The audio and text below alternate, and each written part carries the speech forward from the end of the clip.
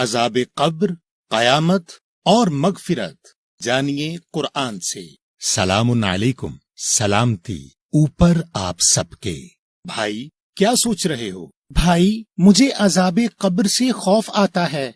भाई खौफ करना है तो अपने आमाल से कीजिए, खौफ करना है तो जहन्नम से कीजिए। जिस चीज का वजूद ही नहीं उसका खौफ कैसा? क्या मतलब, क्या अजाब कब्र का वजूद नहीं? भाई एक बात बताएं, जो समंदर में डूब गया या जिसको जानवर खा गया या जो आग में जलकर राख हो गया, उसको अजाब कब्र कैसे होगा? ये सब लोगों की घड़ी हुई कहानियां हैं अपनी किताबें बेचने के लिए, और ये लोग इन कहानियों को रसूल पाक के नाम से या बुजुर्गों के नाम से जोड़ते हैं ताकि आप उनकी सदाकत पर सवाल न कर सकें, और उन्हीं लोगों के मुताबिक हिसाब किताब कयामत के दिन होगा। तो एक बात बताएं कि क्या पहले अजाब कब्र होगा और उसके बाद कयामत के रोज हिसाब होगा? और अगर आप नेक निकले तो जो अजाब कब्र आप भुगत चुके हैं उसका क्या होगा? तो ये सब कहानियां हैं। और भाई क्या कुरान में कब्र का कोई जिक्र नहीं? भाई कुरान में कब्र का जिक्र 8 मर्तबा आया है और इसमें किसी अजाब का कोई जिक्र नहीं। और इन 8 में से 6 आयतों में अल्लाह ने अल-कुबूर यानी खास कब्रों का जिक्र किया है। और ये वो कब्रें हैं जिसमें आप अपनी जिंदगी में चले जाते हैं। जब आपको अल्लाह की आयात न दिखाई देती हैं न सुनाई, तो अल्लाह के नजदीक आप न सिर्फ मुर्दा हैं बल्कि कब्र में भी हैं। तो मेरे भाई, कुरान के मुताबिक जब आपकी वफात यानी मुकम्मल होने का वक्त आता है तो वफात के साथ ही आप जन्नत या जहन्नम में दाखिल कर दिए जाते हैं। आप सूरा नंबर 16 और आयत नंबर 32 और सूरा नंबर 8 और आयत नंबर 50 देखें। अल्लज़ीना ततवफ़्फ़ाहुमु अल-मलाइकतु तय्यिबीना यक़ूलूना सलामुन अलैकुम उदखुलू अल-जन्नता बिमा कुंतुम तामलून। वो लोग जिनको वफात देते हैं, मुकम्मल करते हैं, खास मलाइका पाक कहेंगे सलामती हो तुम सब पर, दाखिल हो जाओ खास जन्नत में साथ जो तुम अमल करते थे। वलौ तरा इज़ यतवफ़्फ़ा अल्लज़ीना कफ़रू अल-मलाइकतु यضربून वुजूहहुम व अदबारहुम वज़ूक़ू अज़ाब अल-हरीक़। और अगर तू देखे जब वफात देते मुकम्मल करते हैं उन लोगों को जो कुफ्र करते हैं, खास मलाइका ज़र्ब लगाते हैं उनकी जातों और सोचों पर और चखाते हैं अजाब खास जलने का। भाई इन आयात के मुताबिक तो नेक लोग वफात के साथ ही जन्नत में दाखिल किए जा रहे हैं, और जो लोग अल्लाह के अहकामात पर अमल ना करके उन अहकामात का इनकार या कुफ्र करते हैं, उनको वफात के साथ ही अजाब हो रहा है। तो हिसाब किताब कब हुआ? भाई आपकी कयामत यानी आपके कायम होने का दिन आपकी वफात का वक्त ही है, और आपका हिसाब किताब उसी वक्त होता है। देखें अल्लाह आपको सूरा नंबर 16 की आयत 28 और 29 में क्या बता रहे हैं। अल्लज़ीना ततवफ़्फ़ाहुमु अल-मलाइकतु ज़ालिमी अनफुसिहिम फ़अल्क़ऊ अस्सलामा मा कुन्ना नअमलु मिन सूइन बला इन्ना अल्लाह अलीमुन बिमा कुंतुम तामलून फदखुलू अबवाब जहन्नम खालिदीन फीहा फलबिअसा मथवा अल-मुतकब्बिरीन। वो लोग जिनको वफात देते हैं, मुकम्मल करते हैं खास मलाइका, जुल्म करते हुए अपने नफ्सों पर, बस बन जाते हैं खास सरे तस्लीम खम करने वाले कि हम नहीं करते थे कोई बुरा काम। हाँ, बेशक अल्लाह इल्म रखता है साथ जो तुम अमल करते थे। बस दाखिल हो जाओ दोज़ख के दरवाजों में, हमेशा उसमें रहोगे। बस बुरा है ठिकाना खास तकब्बुर करने वालों का। भाई इस आयत में तो इतना वाज़े लिखा है कि हिसाब किताब वफात के वक्त ही हो रहा है और जन्नत और जहन्नम भी उसी वक्त तय हो रही है। तो जाहिरी बात है कि उस शख्स की कयामत भी उसी वक्त हो जाएगी। तो फिर हम पुल सिरात से कब गुजरेंगे? भाई पुल भी रास्ता को कहते हैं और सिरात भी रास्ता को कहते हैं, तो ये लफ्ज ही गलत है। اور یہ کہانی بھی لوگوں نے اپنی کتابیں بیچنے کے لیے بنائی ہے۔ ویسے قرآن میں ایک صراط مستقیم ہے، یعنی سیدھا راستہ، جو قرآن کی سورہ نمبر 24 کی آیت نمبر 46 کے مطابق اللہ کی آیات پر عمل کرنے سے ملتا ہے، مگر یہ وہ راستہ ہے جس پر آپ اپنی زندگی میں چلتے ہیں اور اسی کی بنیاد پر جنت یا جہنم کا تعین کیا جاتا ہے۔ آپ سورہ نمبر 24 کی آیت نمبر 46 دیکھیں۔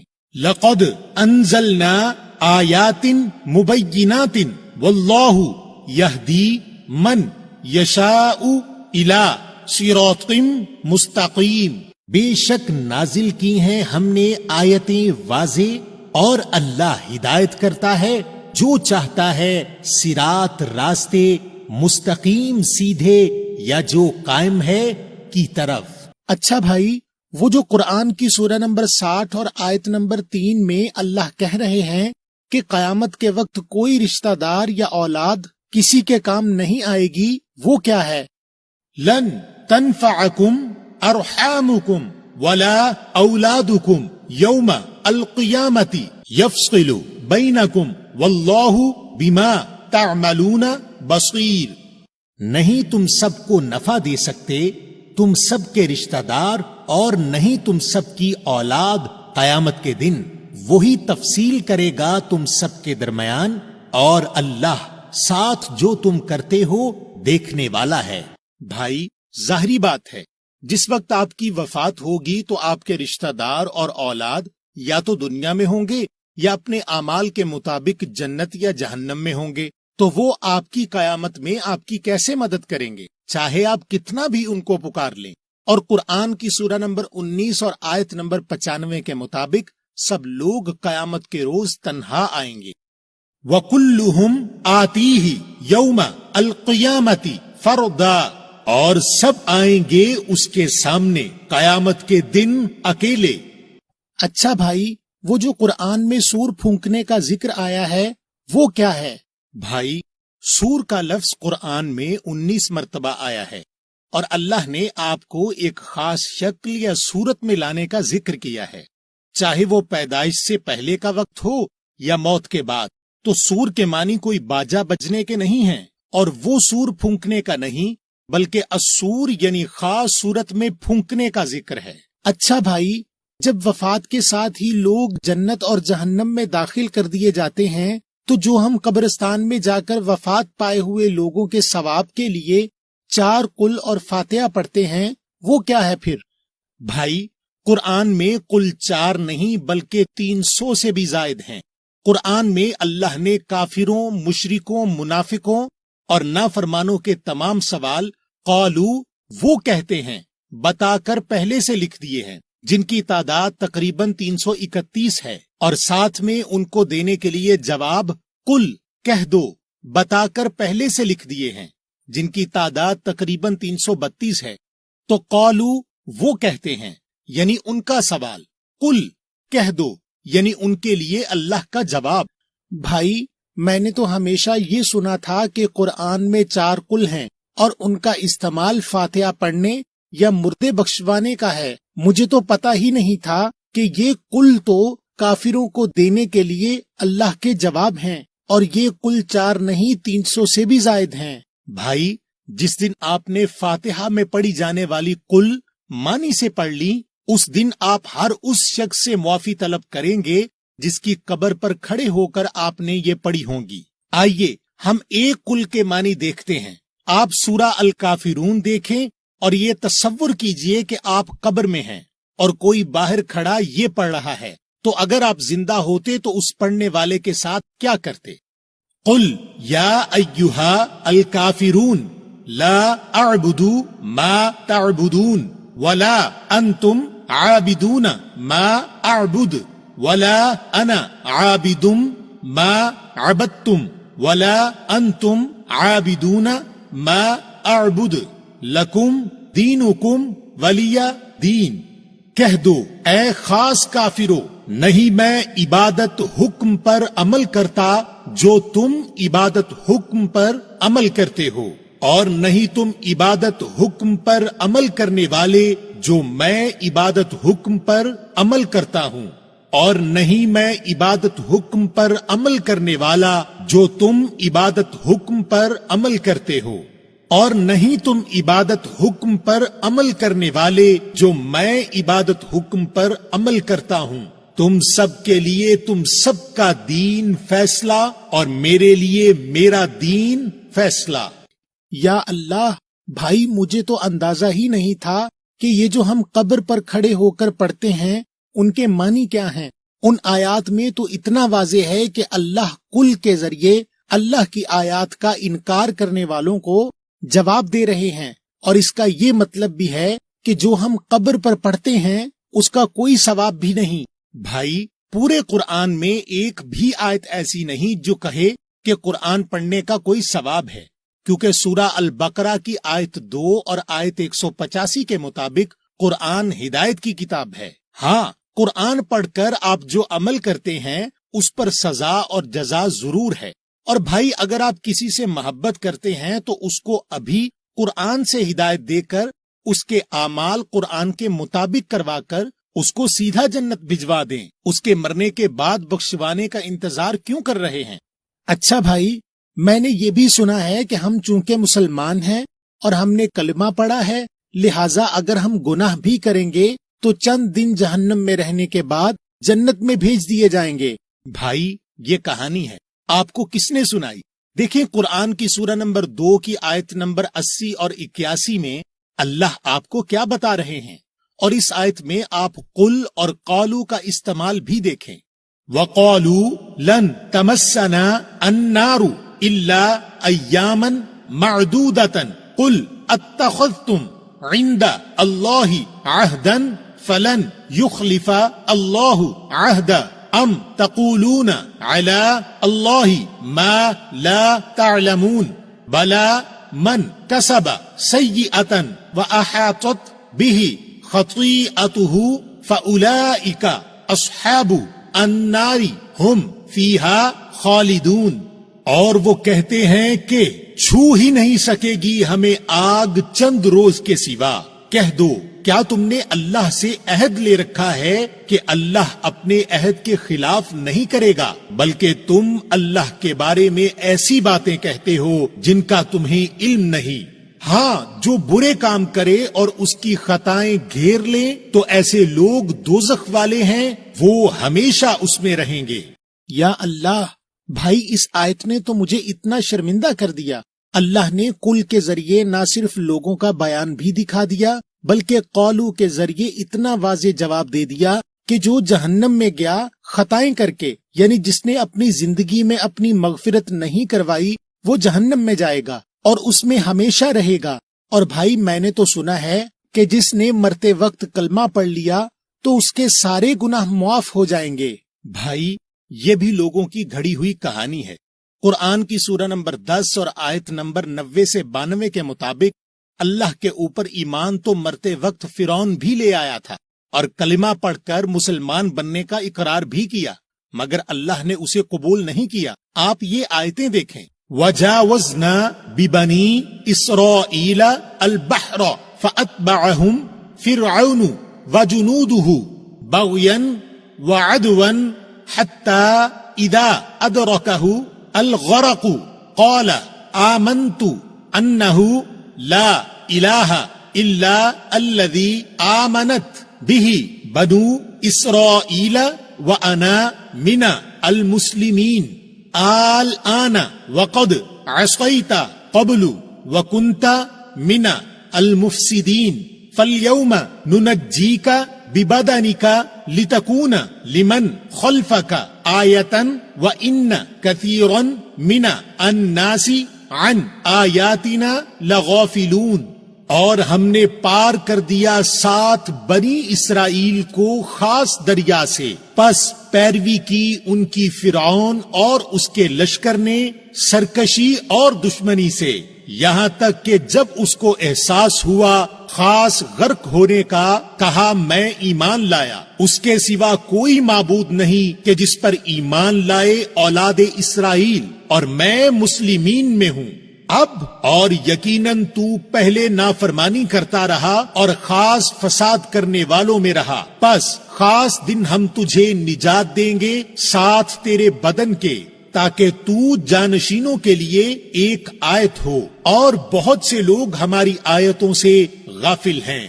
بھائی واقعی ان آیات کے مطابق اللہ کے اوپر ایمان تو مرتے وقت فرعون بھی لے آیا تھا، اور کلمہ پڑھ کر مسلم بننے کا اقرار بھی کیا اس نے، مگر اللہ نے اسے قبول نہیں کیا۔